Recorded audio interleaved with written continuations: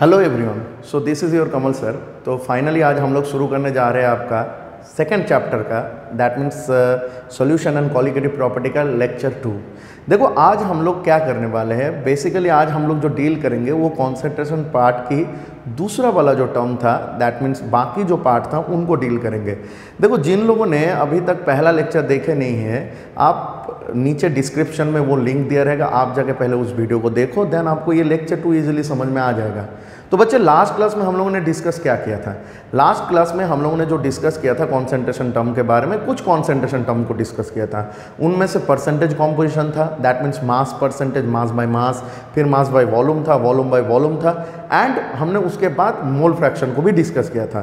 तो अभी भी कॉन्सेंट्रेशन टर्म्स बहुत सारा है उनमें से। तो आज बेसिकली हम लोग डील करते देखते कितना टर्म्स होता है इस क्लास में, फिर उसके बाद नेक्स्ट लेक्चर में फिर बाकी टर्म्स को हम लोग डिस्कस कर लेंगे।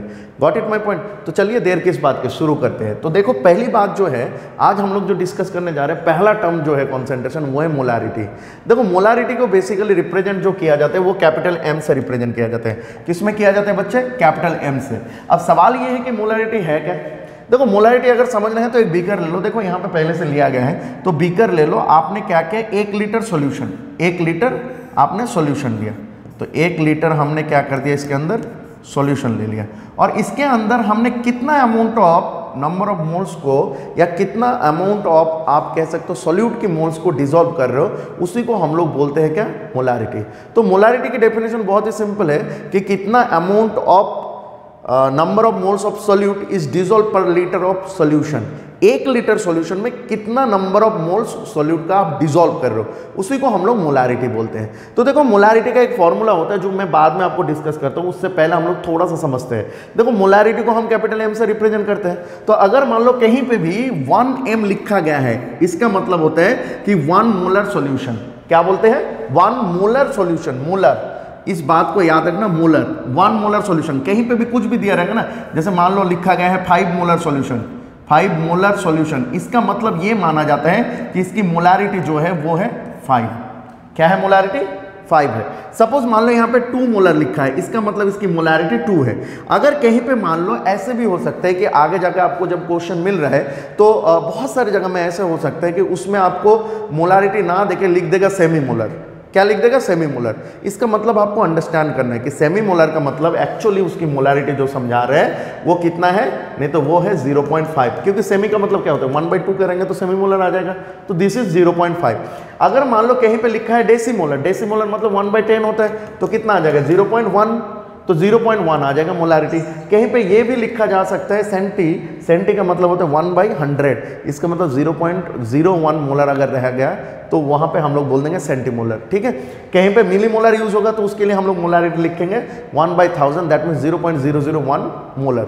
Got it my point? तो इसको आपको अंडरस्टैंड करना है, क्योंकि क्वेश्चन में क्या होता है ना, बहुत सारे जगह सेंटीमोलर, डेसीमोलर, सेमीमोलर ये सब यूज किया जाता है, तो उससे आपको अंडरस्टैंड ये करना पड़ेगा कि एक्चुअल में मोलारिटी कितना बोलने की कोशिश कर रहे हैं। क्लियर है बात?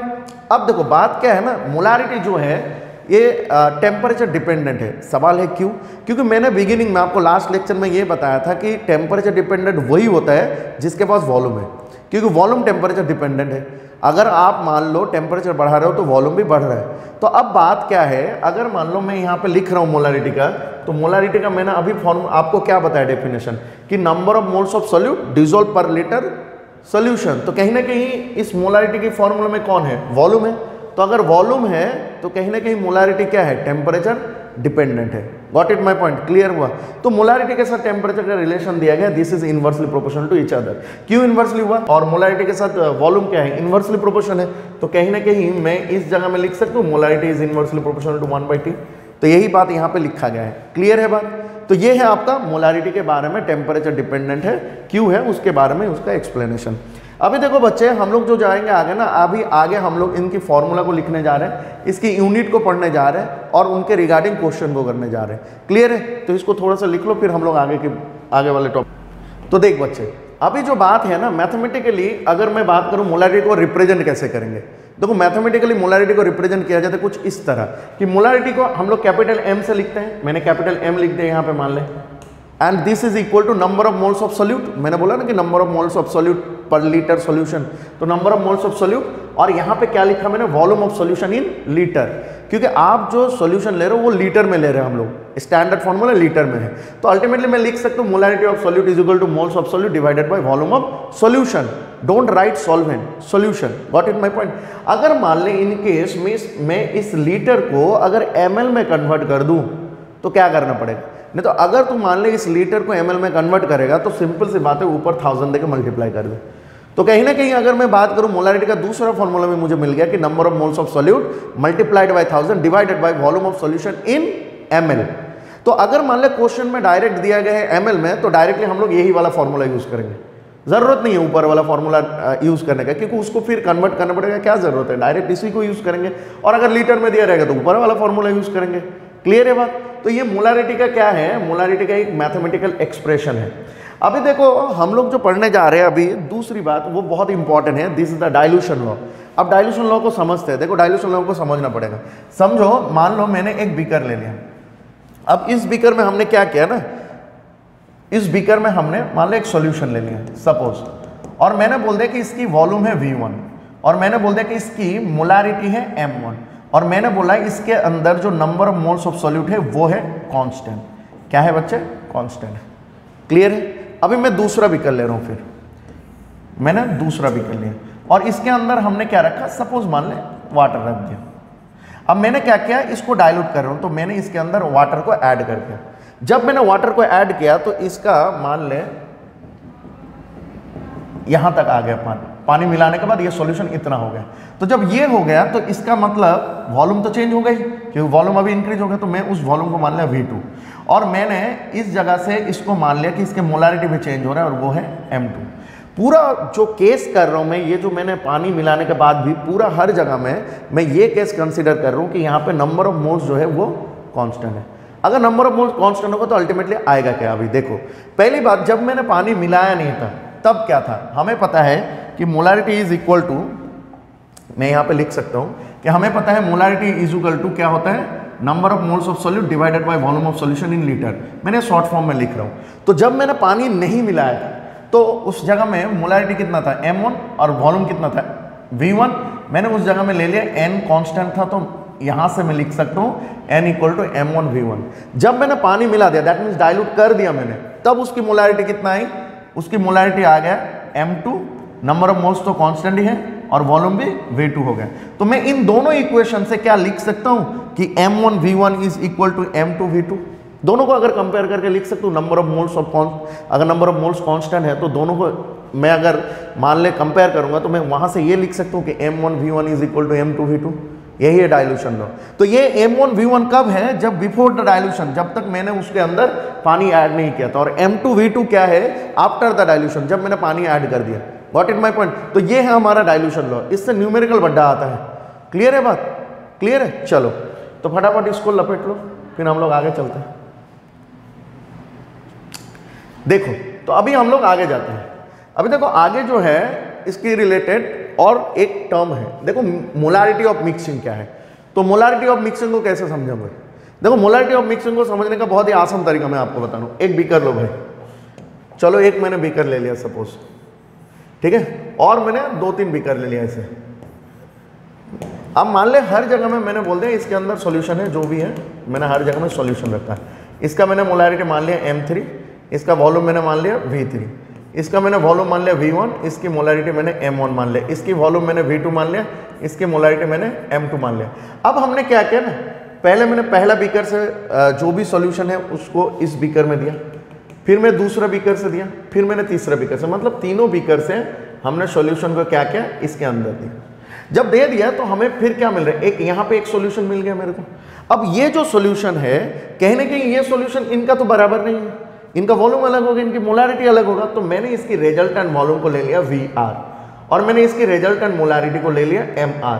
तो क्या मैं अल्टीमेटली लिख सकता हूं कि अगर नंबर, पूरा केस में नंबर ऑफ मोल्स जो है कांस्टेंट है, तो अगर नंबर ऑफ मोल्स को कांस्टेंट रखूंगा तो क्या मैं इस जगह में लिख सकता हूं कि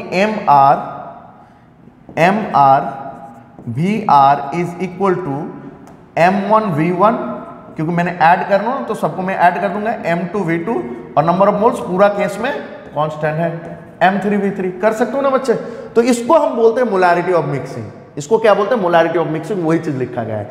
अब मान लें ये जो VR है, VR क्या है, रिजल्टेंट वॉल्यूम है, रिजल्टेंट वॉल्यूम मतलब टोटल वॉल्यूम। तो अब टोटल वॉल्यूम इसमें क्या है, V1 + V2 + V3 मैं लिख सकता हूँ। तो कहीं ना कहीं मैं यहाँ से अगर मुझे रिजल्टेंट मोलारिटी निकालने बोला तो मैं कहीं ना कहीं इस जगह से फॉर्मूला बना सकता हूँ, M1V1 + M2V2 + M3, ओ सॉरी ये M3 होगा, M3V3 divided by V1 + V2 + V3। कहीं ना कहीं ये कर सकता हूँ, नहीं कर सकता हूँ, वही फॉर्मूला बन गया। देखो वही चीज़ लिखा गया है यहाँ पे, एंड उसके बाद हमें उसके ऊपर से बेस करके न्यूमेरिकल मिल जाएगा। क्लियर है बात, बता मेरे को। तो फटाफट थोड़ा सा लिख ले, क्योंकि हम लोग न्यूमेरिकल करेंगे अभी।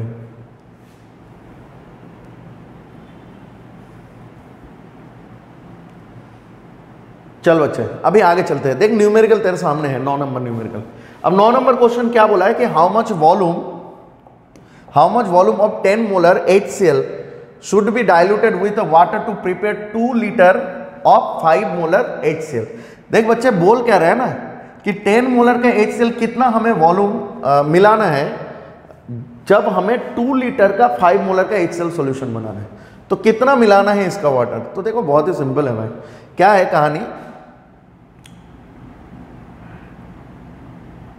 चलो तो कहानी बहुत सिंपल है। तो हम लोग के पास फॉर्मूला क्या है, M1V1 = M2V2। डाइल्यूशन लॉ हमें पता है, डाइल्यूट करने बोल रहे हैं तो डाइल्यूशन लॉ। तो यहाँ पे मेरे को पहली बात तो बता, जब मैंने डाइल्यूट नहीं किया तब उसकी मोलारिटी क्या था, 10 मोलर। मेरे को डाइल्यूट करके बनाना कितना है, 5 मोलर और 2 लीटर बनाना है। तो मान ली इसका मोलारिटी क्या था, मेरे को पास गिवन है, जब मैंने इसको डाइल्यूट नहीं किया था वो कितना था, 10। अब वॉल्यूम मेरे को पता नहीं, वही तो निकालने बोला है। और दूसरी बात मेरे को बनाना क्या है, फाइनल क्या है, M2 बोल रहे हैं 5 मोलर बनाओ, और वॉल्यूम कितना बोल रहे हैं, 2 लीटर बनाओ। तो कहीं ना कहीं फाइनल दिया है, तो मुझे निकालना क्या है, V1 निकालना है। तो मैं कहीं ना कहीं ये फॉर्मूला लिख सकता हूँ, M2V2/V1। तो M2 कितना है बच्चे, 5, V2 कितना है, 2, और इस साइड में कितना है, 10। तो अल्टीमेटली कितना मिल जाएगा, 1। तो कहीं ना कहीं अगर मैं V1 की बात करूँ तो कितना लीटर लग जाएगा बच्चे, 1 लीटर। तो इसका मतलब 1 लीटर वॉल्यूम रिक्वायर्ड है यहाँ पे हमें to prepare the 2 litre of 5 molar HCl solution. तो हमें क्या चाहिए, 1 लीटर कहीं ना कहीं वाटर चाहिए। क्लियर है बात, क्लियर। चलो चलिए, तो अब मोलारिटी से हम लोग क्वेश्चन सॉल्व करते हैं। देखो क्वेश्चन सॉल्व करेंगे तो पहला क्वेश्चन में क्या दिया गया है, देखो पहला क्वेश्चन में बोला गया है कि आप क्या निकालो, मोलारिटी निकालो, पहला बीट जो है। तो मोलारिटी निकालने के लिए हमें गिवन क्या है, पहली बात तो है यहाँ पे मास दिया गया है, और दूसरी बात है यहाँ पे वॉल्यूम ऑफ सॉल्यूशन दिया गया है। अब बात यह है कि मोलारिटी में चाहिए क्या बच्चे, हमें मोलारिटी अगर निकालना है तो मोलारिटी में चाहिए हमें क्या, नंबर ऑफ मोल्स चाहिए, एंड वॉल्यूम तो मुझे दिया है सॉल्यूशन का। तो कहीं ना कहीं मुझे नंबर ऑफ मोल्स को निकालना पड़ेगा, और नंबर ऑफ मोल्स निकालने का तरीका क्या है, गिवन मास बाय मोलर मास हमें पता है। तो कहीं ना कहीं गिवन मास दिया गया है, खाली मोलर मास कैलकुलेट करके डिवाइड करके हम लोग नंबर ऑफ मोल्स निकाल लेंगे, and after that volume of solution तो दिया है, जस्ट दोनों को डिवाइड कर देंगे, I will get the molarity. Got it my point, बहुत ही सिंपल है। तो चलिए पहले लिखते हैं गिवन क्या है। तो देखो गिवन में अगर मैं देखूं तो मैं लिख सकता हूं कि मास ऑफ सॉल्यूट गिवन है, तो मास ऑफ सॉल्यूट लिख सकता हूं। तो मास ऑफ सॉल्यूट कितना है बच्चे, 30 ग्राम। एंड वॉल्यूम ऑफ सॉल्यूशन हम लिख सकते हैं, तो वॉल्यूम ऑफ सॉल्यूशन कितना है बच्चे, वॉल्यूम ऑफ सॉल्यूशन है आपका 4.3 लीटर। तो अब अगर हम लोग आगे चले तो हमें क्या करना है, कहीं ना कहीं हमें नंबर ऑफ मोल्स निकालना है। तो पहली बात तो आपको निकालना है कि मोलर मास निकालना है। तो मोलर मास ऑफ NO3 का whole twice dot 6 mole of water. अब इनकी मोलर मास निकालना है, तो चलिए कैलकुलेट करते हैं मोलर मास कितना होता है। देखो कोबाल्ट का बच्चा होता है 59, तो प्लस अब नाइट्रोजन का कितना होता है 14 plus 3 multiply into 16 whole twice plus, अब मेरे को पता है वाटर का 18 होता है, तो हम लोग यहीं पे डायरेक्ट मल्टीप्लाई कर देते हैं। अगर मैं इनको मल्टीप्लाई करूं तो आई विल गेट 291 मोल पर ग्राम पर मोल। ठीक है, अब देखो अब हमें चाहिए क्या, नंबर ऑफ मोल्स चाहिए। तो कहीं ना कहीं मैं लिख सकता हूं number of moles of solute. तो क्या हो जाएगा बच्चे, given mass by molar mass. Given mass कितना है 30 ग्राम, मोलर मास कितना है 291 ग्राम पर मोल। तो कहीं ना कहीं ये ग्राम ग्राम कट के मोल का यूनिट मोल में आ गया। ठीक है, अब चलिए मोलारिटी को देखते हैं। अब देखो मोलारिटी के पास अगर मैं जाऊं तो मोलारिटी को निकालते हैं। अब देखो मोलारिटी क्या है बच्चे, मोलारिटी हो गया आपका number of moles of solute, मैं इसको शॉर्ट फॉर्म में लिख रहा हूं, divided by volume of solution in litre.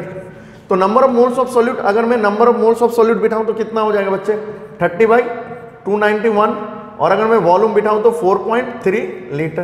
तो अब मेरे को क्या करना पड़ेगा, इनको सॉल्व करना पड़ेगा, और यहाँ पे ऊपर यूनिट क्या है, मोल है, तो कहीं ना कहीं मेरे को इसको सॉल्व करना पड़ेगा। जब आप इसको सॉल्व करोगे तो इट विल कम्स 0.023 मोल पर लीटर, या तो फिर आप लिख सकते हो कैपिटल M, या तो फिर मैं लिख सकता हूं मोल पर decimetre cube, sorry decimetre cube, ये लिख सकता हूं। तो ये हमारा यूनिट हो जाएगा, क्योंकि मोलारिटी के यूनिट जो होता है मोल पर लीटर लिख सकते हो, या तो मोल पर डेसीमीटर क्यूब, क्योंकि 1 litre is equal to 1 decimetre cube होता है, या तो फिर आप डायरेक्ट कैपिटल M लिख दो, हो जाएगा। क्लियर है? चलो फटाफट लिखो इसको।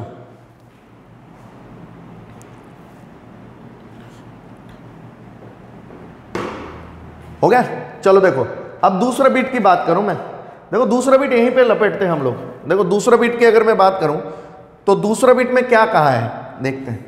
दूसरा बीट देखो 30 ml this one, 30 ml of 0.5 molar H2SO4 diluted to इतना, डाइल्यूशन लॉस है, कर सकते हैं नहीं, डाइल्यूशन लॉस है। तो यहाँ पे क्या दिया गया बच्चे, फाइनल कितना बोला है, 500 ml ले जाना है, डाइल्यूट करना है। तो मैं कहीं ना कहीं लिख सकता हूँ गिवन क्या है, तो हमारे पास गिवन जो है हम लोग कहीं ना कहीं लिख सकते हैं ये कि गिवन है हमारे पास वॉल्यूम जो है दिस इज 30 ml।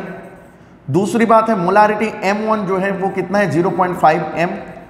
तीसरी बात हम लोगों के पास और एक चीज दिया गया V2 and this is 500 ml। उसके बाद हमें जो कैलकुलेट करने बोला है वो है M2। तो we know that according to dilution law क्या है, डाइल्यूशन लॉ हम लोग जानते हैं, डाइल्यूशन लॉ हम लोग जानते हैं कि this is M1V1 is equal to M2V2। कहीं ना कहीं हमें क्या निकालना है बच्चे, M2 निकालना है। तो मैं इस फॉर्मूला को रीअरेंज कर सकता हूं, और रीअरेंज करके हम लोग लिख सकते हैं V1/V2। तो कहीं ना कहीं M1 क्या है बच्चे, कितना है 0.5, V1 कितना है 30 डिवाइडेड बाई 500।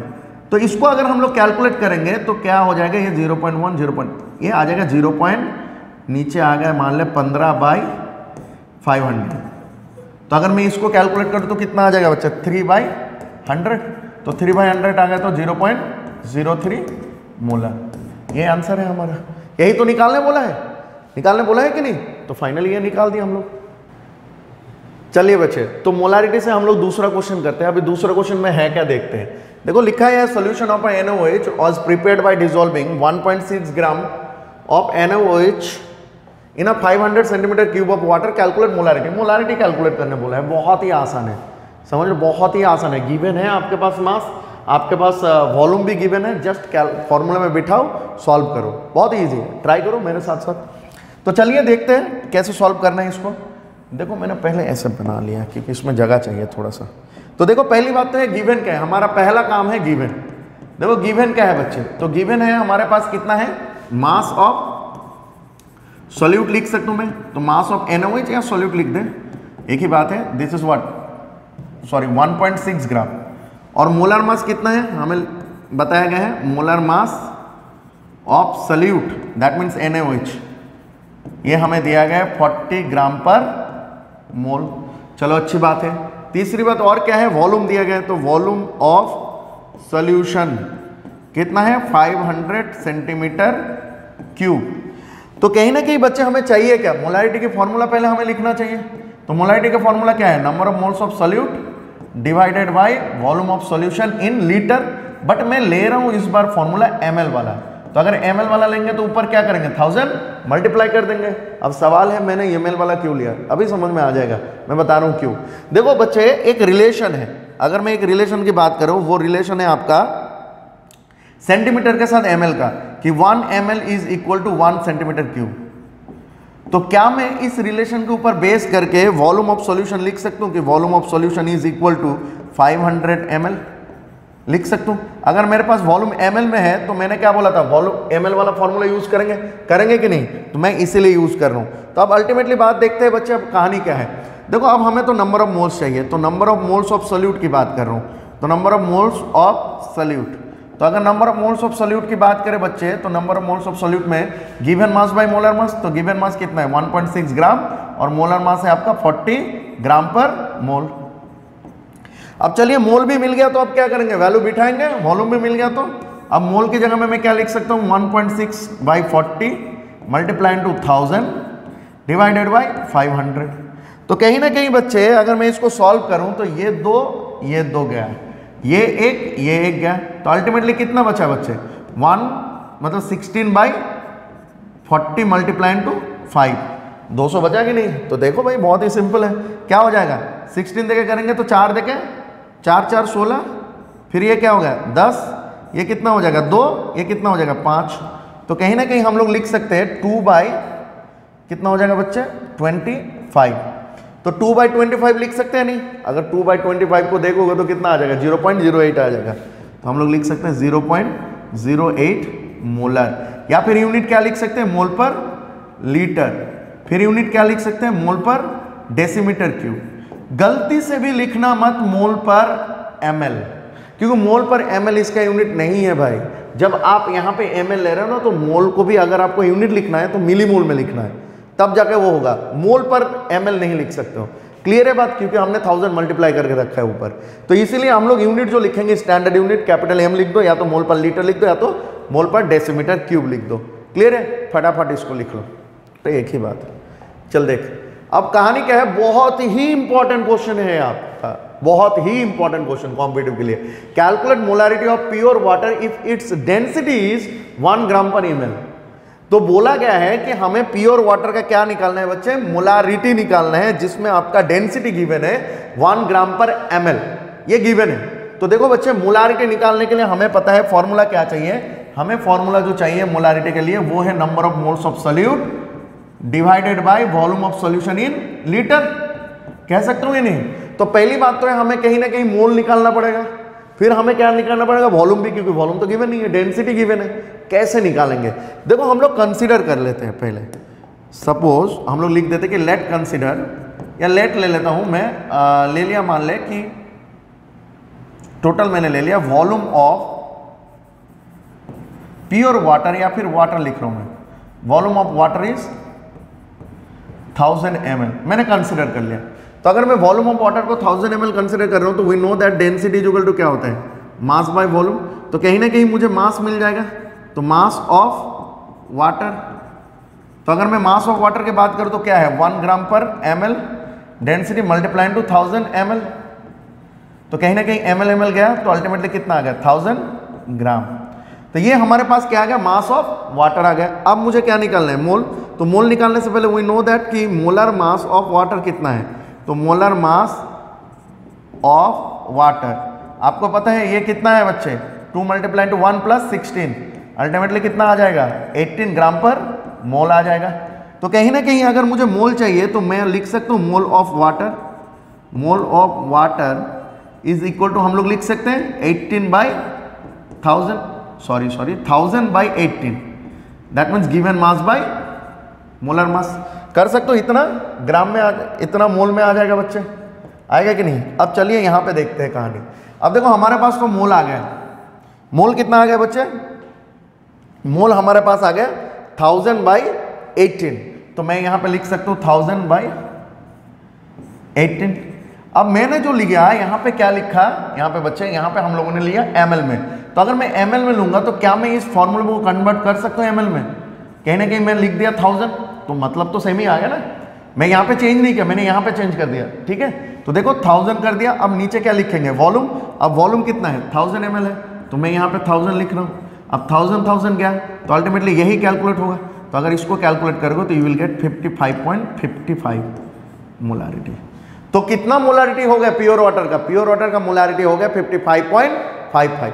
क्लियर है बात, चलो फटाफट लिख लो इसको। आ गया। अब देखो आगे जो नेक्स्ट टॉपिक है हमारे पास वो है मोलालिटी। क्या है मोलालिटी। देखो मोलालिटी को बेसिकली रिप्रेजेंट जो किया जाता है वो किया जाता है स्मॉल m से। किससे रिप्रेजेंट किया जाता है बच्चे, स्मॉल m से। अब सवाल ये है कि मोलालिटी है क्या। देखो मोलालिटी बहुत ही सिंपल सी कहानी है। क्या है कहानी, देखो मान लो मैंने एक बीकर लिया और उस बीकर में मैंने क्या ले लिया, मान ले सॉल्वेंट ले लिया। क्या लिया मैंने, सॉल्वेंट लिया खाली, मतलब पानी ले लिया खाली, सॉल्यूशन नहीं बनाया मैंने अभी तक, सॉल्वेंट लिया खाली। अब मैं बोल रहा हूं कि amount of mole of solute is dissolve per kg of solvent. 1 kg solvent में 1 केजी सॉल्वेंट में कितना number of moles of solute dissolve हुआ, इसी को हम लोग बोलते हैं मोलालिटी। 1 लीटर में, सॉरी 1 केजी में समझ रहे बात को? तो कहने का मतलब ये हुआ कि मोलालिटी की अगर मैं बात करूं तो मोलालिटी है number of moles of solute dissolve per kg solvent, this is known as the molality.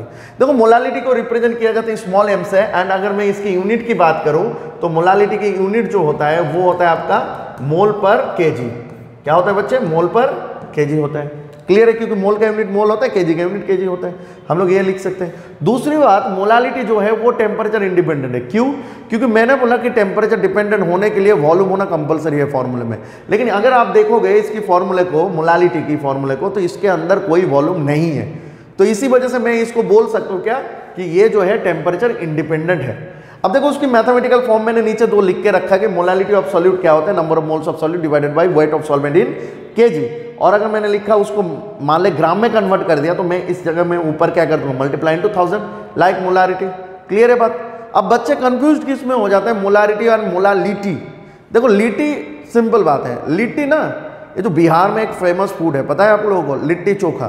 तो आप इस तरह से भी याद रख सकते हो, लिट्टी मेरे को मान लो मैं एक जगह गया और बोला कि 1 केजी मुझे लिट्टी दे दीजिए, तो केजी वेट है ना, लिट्टी के साथ क्या है, वेट कनेक्टेड है। तो आप यहां पे बोल सकते हो कि मोलालिटी मतलब वेट वाला कनेक्शन, और मोलारिटी जो है वो वॉल्यूम वाला कनेक्शन आ जाएगा। तो number of moles of solute divided by weight of solvent in KG, वो हो जाएगा आपका क्या, मोलालिटी। क्लियर है बात? चलिए बच्चे लिख लो फटाफट, हम लोग आगे चलते हैं। देखो अब आगे अगर जाएंगे तो एक क्वेश्चन आया हमारे पास कि 7.45 ग्राम of potassium chloride was dissolved in 100 gram of water, calculate the molarity of the solution। देखो बच्चे मोलालिटी तो हमें पूछ लिया, अब पूछा क्या गया है मोलालिटी, और हमें गिवन क्या है, पहली बात तो गिवन लिखते हैं। देखो तो गिवन है हमारे पास मास ऑफ सॉल्यूट, तो कहीं ना कहीं मैं लिख सकता हूं मास ऑफ सॉल्यूट कितना सिला बच्चे 7.45 ग्राम। दूसरी बात हमारे पास और क्या है, मास ऑफ सॉल्वेंट दिया गया है, मास ऑफ सॉल्वेंट, वाटर को सॉल्वेंट मान रहे हैं हम लोग ज़्यादा क्वांटिटी में ही इसलिए 100 ग्राम। अब मोलालिटी पूछा है तो चलिए मोलालिटी निकालते हैं। हमें पता है molality is equal to number of moles of solute, ये तो आएगा, plus weight of solvent in K G. But मैं अगर ले लिया इन ग्राम में तो ऊपर में क्या करना पड़ेगा, 1000 देकर मल्टीप्लाई करना पड़ेगा। अब सवाल है मैंने ग्राम में क्यों लिया, क्योंकि देखो आप मास ऑफ सॉल्वेंट जो दिया गया है वो किस में दिया गया है, ग्राम में दिया गया है, इसलिए मैंने ग्राम वाला फॉर्मूला लिया। क्लियर है बात? कोई दिक्कत नहीं है। अब बात ये है कि हमें कहीं ना कहीं मोल चाहिए, तो मोल ऑफ सॉल्यूट, तो मोल ऑफ सॉल्यूट क्या है, गिवन मास बाय मोलर मास। अब देखो बच्चे गिवन मास कितना है 45 ग्राम तो मिल गया, लेकिन मैंने मोलर मास नहीं निकाला, तो अभी हम लोग यहां पे निकाल सकते हैं कि मोलर मास ऑफ KCl। सो देखो बच्चे पोटासियम का होता है 39 और Cl का होता है 35.5, तो इतना ग्राम पर मोल, तो अल्टीमेटली कितना आ जाएगा, अगर मैं देखूंगा तो 40 प्लस आपका 35 75, दैट मीन 74.5 ग्राम पर मोल। कहने के ये आ गया हमारे पास, तो यहाँ पे मैंने लिख दिया 74.5 ग्राम पर मोल। देख तो ऊपर नीचे, कहने के बहुत ही सिंपली वे में काटेगा ना, तो हम लोग देख सकते हैं यहाँ पे क्या लिख सकते हैं बच्चे, ये देख तो क्या कर सकते हैं यहाँ पे, इजी है बहुत ही, कट रहे नहीं, तो हम लोग यहाँ पे यही चीज़ बिठाते हैं भाई, 7.45 divided by 74.5 multiply into 1000 divided by कितना है वेट 100, तो मैंने 100 लिख दिया, ये गया। दूसरी बात है इनमें अगर हम लोग देखेंगे तो क्या जाएगा बच्चे, यहाँ पे देख कैलकुलेट करके, ये नीचे 100 हो जाएगा, ऊपर कितना हो जाएगा 10, तो मैं इसको कैलकुलेट करके मान लें नीचे लिख दिया इसका, अगर मैं बहुत ही सिंपल तरीके से सॉल्व करूं, देख नीचे लिख दिया हम लोग 100, ऊपर लिख दिया 10, समझ रहे हैं नहीं? तो अब देख ये गया, ये गया, और अल्टीमेटली कितना हो गया 1। तो कहीं ना कहीं मोलालिटी जो है हमारे पास वो कितना आ रहा है बच्चे, तो मोलालिटी हमारे पास जो आ रहा है वो 1 आ रहा है। तो मैं अगर लिख दूं तो इसकी यूनिट क्या लिख दूंगा, इसकी यूनिट लिख दूंगा मोल पर केजी, या तो फिर मैं लिख सकता हूं इसको स्मॉल m। क्लियर है बात? चलो आगे की कहानी जो है, एक क्वेश्चन है, बोल रहे calculate the mass of urea required making 2.5 kg of 0.2 molal of aqueous solution. देख बेटा ये ना बहुत ही ज़्यादा इंपॉर्टेंट है, ये नीट के लिए, या फिर मैं बात करूँ नीट के लिए मोस्टली ये सबसे ज़्यादा इंपॉर्टेंट क्वेश्चन में से एक है। ठीक है, ये क्वेश्चन इस टाइप का क्वेश्चन आ सकता है, तो आप इसको थोड़ा अच्छे से अंडरस्टैंड करो। कहानी क्या है समझते हैं। देखो बच्चे, देखो इसमें कहानी क्या बोला है, बोल रहे हैं कि 0.25 molar aqueous solution mass calculate करने बोला है। देखो अब 0.25 मोलर एक्वस सॉल्यूशन का मतलब क्या है। देख मोलारिटी जब पढ़े थे तब मैंने एक टर्म यूज किया था मोलर। मोलर का मतलब होता है मोलारिटी की बात कर रहे हैं, और अगर मोलैल होगा तो मोलैल का मतलब होता है मोलालिटी की बात कर रहे हैं। लिट्टी, लिट्टी चोखा वाला लिट्टी, ठीक है। तो मोलैल का मतलब होता है लिट्टी की बात कर रहे हैं, और मोलार मतलब होता है रीटी की बात कर रहे हैं। तो अभी देखो कहानी क्या है, अगर मैं बात करूं यहाँ पे, तो यहाँ पे पूछा गया है कि 0.25 मोलर एक्वस सॉल्यूशन दिया है। इसका मतलब क्या है मोलर एक्वस सॉल्यूशन, तो इसका मतलब क्या हो सकता है। तो चलिए इसको थोड़ा सा डिकोड करते हैं हम लोग। तो इसमें क्या है, इसका मतलब मैं ये बोल सकता हूं कि हम लोग मोलालिटी, हमें पता है क्या मोलालिटी का मतलब क्या होता है, number of moles of solute divided by weight of solvent in KG. तो कहीं ना कहीं मैं इस जगह में इसका मतलब मैं लिख सकता हूं कि दैट मीन्स 0.25 मोल सॉल्यूट, या यूरिया लिख सकते हो, urea is dissolved in 1 kg of, या फिर 1 kg लिख सकते हो, या फिर 1000 ग्राम ऑफ वाटर। समझ रहे, इसका मतलब यह है। तो कहीं ना कहीं इस जगह से हमें कहीं ना कहीं समझ, इस जगह से हमें यूरिया के मोल मिल गए और हमें वेट ऑफ सॉल्वेंट भी मिल गया। समझ रहे बात को। अब आगे की कहानी क्या है, आगे सबसे पहली बात तो यह है कि हमें निकालने बोला कि 2.5 kg के लिए उस जगह में यूरिया के मास कितना होगा। तो पहली बात तो इसमें यूरिया का मास कितना है वो कैलकुलेट कर लेते हैं। We know that the molar mass of urea, अगर मैं मोलर मास ऑफ यूरिया की बात करूं तो मोलर मास ऑफ यूरिया कितना आ जाएगा, 60 ग्राम पर मोल आता है। तो अगर मेरे पास मोलर मास है और मोल है तो क्या कहीं ना कहीं मैं मोल मास निकाल सकता हूं। कैसे निकालूंगा बच्चे, we know that mole is equal to given mass by molar mass. में कैपिटल एम मतलब मोलर मास बता रहा हूं। तो कहीं ना कहीं मैं लिख सकता हूं मास ऑफ यूरिया, तो mass of urea is equal to mole multiply to molar मास।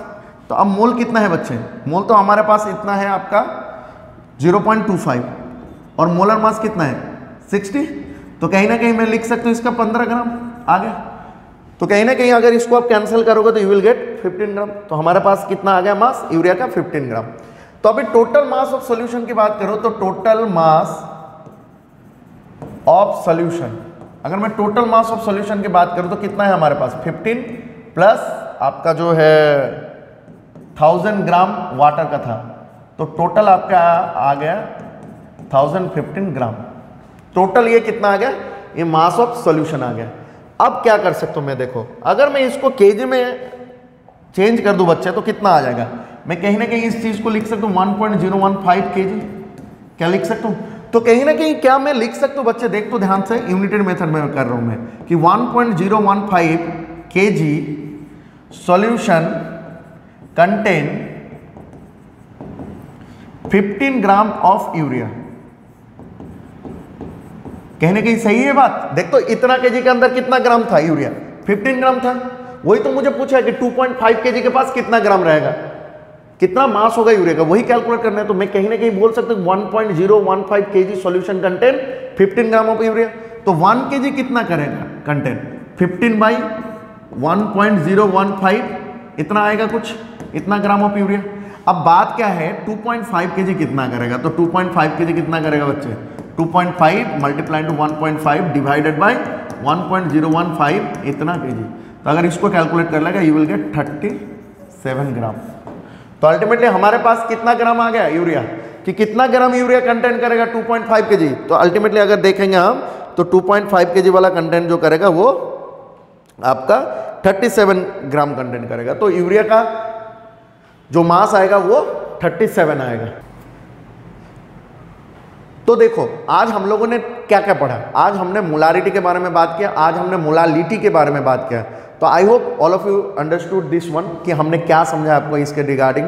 जो भी था, जितना भी क्वेश्चन था, हम लोगों ने हर कोई चीज़ को एक्सप्लेन किया। एंड आप लोग एक काम करिएगा, आप लोग इसके रिगार्डिंग जितना भी क्वेश्चन मिलेगा आपको आप सॉल्व करेगा, और हम लोग लिंक डिस्क्रिप्शन में दे देंगे जिसमें आपका बहुत सारा क्वेश्चन दे देंगे, उसके अंदर एक PDF फॉर्मेट में, आप उनसे भी सॉल्व करिएगा। ठीक है, तो आज के लिए इतना ही, फिर हम लोग मिलते हैं अगला क्लास में बाकी जो कॉन्सेंट्रेशन टर्म्स है उनको पढ़ने के लिए। देखो हमें बहुत अच्छे से पढ़ना है, समझ रहे हो, तो हम लोग इसीलिए हर चीज़ को बारीकी से पढ़ेंगे, क्योंकि हमारा टारगेट जो है वो है कि आपका जो नेक्स्ट 2024 आ रहा है उसमें बोर्ड एग्जाम अच्छा करना है, एज वेल एज हमारे सामने जो नीट है उसको अच्छा करना है, एज वेल एज हमें जो JEE है उनको भी अच्छा करना है।